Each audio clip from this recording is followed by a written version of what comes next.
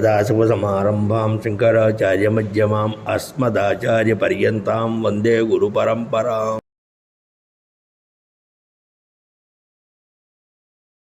మన జీవన విధానం, మనసున్న విధానాన్ని బట్టి ఇంతటి ఘోరమైన పాపాలు మనం చేయలేదని మనం నిర్ణయించుకోవడం కోసం వినడం చేశాం.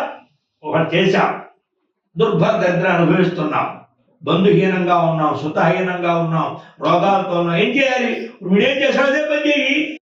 తెలియ తప్పు చేసావు కదా, తెలియకో అహంకారంతో తెలియదని వీలేదు. ఎందుకంటే శాస్త్రాలు వేదాలు చదువుకున్నవాడు తప్పప్పుడు తెలియవాడికి సామాన్యుడిలా మాట్లాడితే ఎట్లాగా?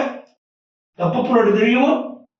అదే మాట్లాడాడు సాంఖ్యాన్ని మార్చి, నీకు తెలియదే లేదు, తెలిసే చేశాం. వివాహం కూడా మీ అందరి సహకారం వల్ల ఎక్కడ ఏ విధమైనటువంటి వ్యత్యాసం మా ఇంట్లో జరగదు. అలా జాగ్రత్తగా అడుగుతుంది, అర్థమవుతుంది. ఇక్కడ ఉచ్చిష్టం భక్షయా సర్వాన్ శిక్షాన్ మదోద్ధత ఉచ్చిష్ట మాధ్యమం చాపి పాసమానంతో. అంతేకాదు నాయన, నువ్వు తిన్నతను ఎంగిళ్ళు కూడా బ్రాహ్మణ ఎత్తించావు. అంతేకాదు నాయన, నువ్వు తిన్నతో పోయిన తర్వాత నీ కాళ్ళు వాడుతూ పిసిపించుకున్నావు. నువ్వు ఎవరి కాళ్ళు పట్టుకోవాలో బ్రాహ్మణుల చేత బలాత్కారం నువ్వు వాడి గురువుగా చెప్పించుకున్నావు. నీ సుస్వరూపం తెలిసి వాడు బ్రాహ్మణ కాదు, అదే చదువు చాలా తప్పది, చాలా దుర్మార్గం అని చెప్తే నువ్వేం చేశాడు? బలాత్కారం వాళ్ళందరికీ కూడా నువ్వు వాళ్ళందరూ శిష్యులుగా చేసి బలాత్కారంగా చదువు చెప్పు. కదాచి దైవతో మృత్యు ఆగత విట్పతేస్తావా నాయన. ఇప్పుడు ఏదో వయసులో పుట్టావు, ఎన్ని శాస్త్రాలు చదువుకున్నా శరీరం ఎప్పుడైనా పోయేదే కదా. కాలక్రమం నువ్వు కాస్త మృత్యువుని పొందావు, చచ్చిపోయావు. గతోభూ ధర్మరాజస్య పురం దుఃఖేన పీడిత. నువ్వు ఇక్కడ ఏదైతే ఆనందంగా ఎన్నెన్ని పనులు చేశావో ఈ పనులన్నీ దుఃఖేన పీడిత, దుఃఖంతో బాధపడుతూ యమలోకానికి వెళ్ళావు. ధర్మరాజస్య పురం, యమలోకానికి వెళ్ళావు. యమలోకం శశిస్తంతో వైశ్య బహుదా దుఃఖమాపతి. కాబట్టి నువ్వే కాదు, నీ శిష్యంగా చేసిన వాళ్ళు యమలోకానికి వెళ్ళారు. చెప్పకూడదు, ఎవరు ఉపదేశం చేయకూడదో వాడు ఉపదేశం చేయడం, ఎవరి ఉపదేశం పొందకూడదో వాళ్ళకి ఉపదేశం పొందడం, ఇద్దరు పాపబాపులే.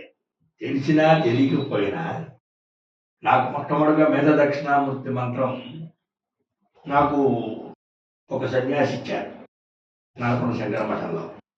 నాకు తెలియదు ఆ సన్యాసుల దగ్గర మంత్రోపదేశం తీసుకోకూడదు, ఎందుకంటే వాళ్ళంతా త్యాగం చేసి కేవలం ప్రణవం మాత్రమే ఉపదేశం చేసి కదా వాళ్ళకి లేదు.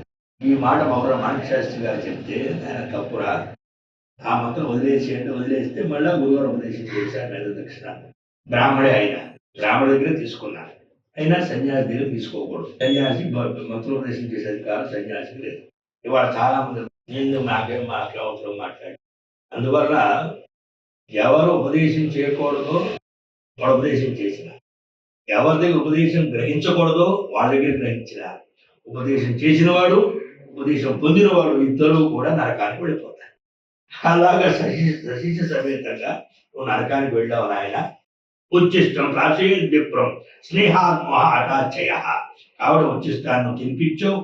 అది స్నేహం వల్ల కావచ్చు, మోహం వల్ల కావచ్చు, అజ్ఞానం వల్ల కావచ్చు, పంతం వల్ల కావచ్చు. ఎదుగుతారు చూస్తాను, చాలా మంది చూస్తానంట. ఓ రోజు నేను కాలేజీలో పనిచేస్తూ ఒక ఆయన అన్నాడు, ఎప్పటికైనా సరే మీరు మా పక్క కూర్చొని కాఫీ తాగట్టుకు నేను చేస్తానన్నాడు. సరే కానీలే, కానీ నువ్వు అంత చేస్తానని నేనేం చేస్తానని నాకు అధికారం లేదు కదా అన్న. 3 రోజులు ఉద్యోగం ఉంది. తాడా నీళ్ళు ఉన్నాయా అని వెళ్ళిపోతుంటే తాడా నీళ్ళు ఉన్నాయా అని అడిగాను. బట్టి ఎవరో ఏదో అనుకుంటారు, వాడు ధర్మాలు కూడా అలా అనుకున్నప్పుడు ఆ ధర్మాన్ని మనం చేతనైతే సహాయం చేయాలి, ఎంత దూరం వచ్చి కూర్చో, దానికి నేను నీ చేత చేయిస్తాను. ఎవరు చేయిస్తాను? ఇంతేకాకుండా సర్వాగ్ర భోజనం కూడా ఏం చేస్తుంటాడు, అందరూ అలా కూర్చోబెట్టి వీడు భోజనం చేస్తూ ఉంటాడు. సోపేతనాన్ని మరి శిష్యులు తినగలరు కదా, వేరేవాడు వచ్చిన వీడు భోజనం చేస్తుంటే వీడు తినే ప్రతి పదార్థం చూసి వాళ్ళు నోడుతుంది రావాల్సింది కాలుతూ ఉండేది. నేను ఆర్థిక భోక్తృత్వానికి ఎందుకంటే చాలా కష్టం అండి. ఎందుకంటే అన్నీ వడ్డించేసిన తర్వాత అక్కడ మళ్ళీ ఒక 5 నిమిషాలు 10 నిమిషాలు మంత్రాలు ఉంటాయి, పదార్థాలు చూస్తూ ఉండాలి. ఇవేమో అవరోహం. మేము ఆ బోర్డు చూస్తూ ఉండాలి. చాలా సంక్లిష్ట పరిస్థితి అది.